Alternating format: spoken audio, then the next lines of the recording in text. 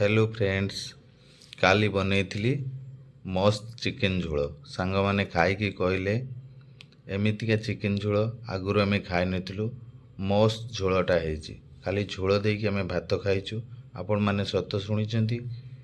एमितिका गोटाए video YouTube रे upload करंतु, देखंतु लक्ष लक्ष टंका छापिबे। फटाफट चलंतु रेसिपी शुरू करिवा। आमे चिकेन 1.5 केजी नैछु, ताकू मैरिनेशन कर दबु। दे देलु हळदी, दे देबु लुण 1 चामच, सोरिष तेल देगी मैरिनेशन फटाफट कर नबु। एमती आपण माने भलो की गोळेगी रखिदेबे। बसै देबे कढ़ई, दे देबे सोरिष तेल। 1.5 केजी रे आमे मोटामोटी 150 ग्राम सोरिष तेल नबु। दे देबु मीठा काठ, अलैच आ लवंग, तापर दे देबु जीरा। गोटा जीरा देगी टिके खाली भाजीबु। दे देबु प्याज, गोटा प्याज आमे 250 ग्राम नैछु। ए चिकेन झोलटा बनिया पई प्याज नैछु 250 ग्राम। ताकू गोल्डन ब्राउन होबा पर्यंत एमती भाजी नबु।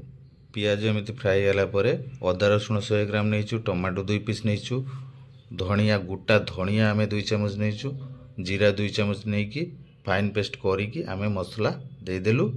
देकी एमती तेल छाड़िया पर्यंत मसलाटा को भाजीबु। देखु तेल छाड़ी गलानी, दे देबु लुण आमे 1.5 चम्मच, गरम मसला 1.5 चम्मच, लंका गुंड 1.5 चम्मच, हळदी 1.5 चम्मच। एमती गुंड मसला देगी मसलाटा को मस्त करके फ्राई करंतु। देखि पजे मसलाटा केते सुंदर तेल छाड़ी एकदम केते सुंदर ग्रेवीटा तैयारी हो सारछि। एमती मस्त करके आपण माने ग्रेवीटा बनेकी दे दियंतु पानी। पानी देकी खाली टिके खाली फटांतु। भलो की फुटी गला परे देखिबे ग्रेवीटा मस्त तैयारी हो जिवो। आपण माने टेंशन नंबर किछि भी नै। मस्त रेसिपी थरे बनेकी खांतु, समस्त दियंतु। तापर दे दवा चिकेन। देखंतु मसला रे तेल भी छाड़ी सारछि। दे देबु चिकेन। चिकेन झोलटा जा मस्त होय आपण मानु कोन कहबी। तापर तो जानि चंदी आपण मान चिकेन देकी मस्त करी फ्राई करिया पड़ियो। ए चिकेन रो भी पानी बारिबा। आपण माने एक्स्ट्रा कोनोसी पानी यूज करिवेनी। आपण माने एमती थरे बनेकी खांतु, तापर जानि परिबे चिकेन रो टेस्टटा केमती होउची। तापर दे देबे ढाका। देखिबे पानी एकदम हांडिए बारियो। एमती पानी बाहरला परे एई पानी रे आपण माने कसिया को पड़ियो जते पर्यंत पानी न मरिची। कारण पानी न मरले चिकेन गोटे आइसिया गंध रहिबो। देखि पर्यंत पानी मरी सारिची। Chicken कषा ready. कारण आम एटा को झोल बनैबो, सेति आउ किछि पानी ऐड करिवो। टिके खाली आपण माने कसिला परे दे देबे पानी। आपण माने जेतिकी झोल लागिवो चिकेन झोलटा थरे बनांतु। आपण माने कहउतली यूट्यूब रे एमिति गोटाए रेसिपी आपण माने बनैकी यूट्यूब रे अपलोड करंतु। तापर दे देबा गोटे ढाका।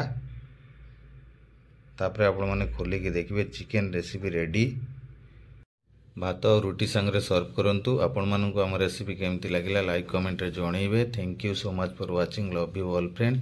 आपण माने एमितिका गोटाए रेसिपी यूट्यूब रे अपलोड करंतु, देखिबे टंका छापिबे जेमिति घरे टंका कोळ लगा आइछि। फेर आसीबु नुवा रेसिपी रे। बाय।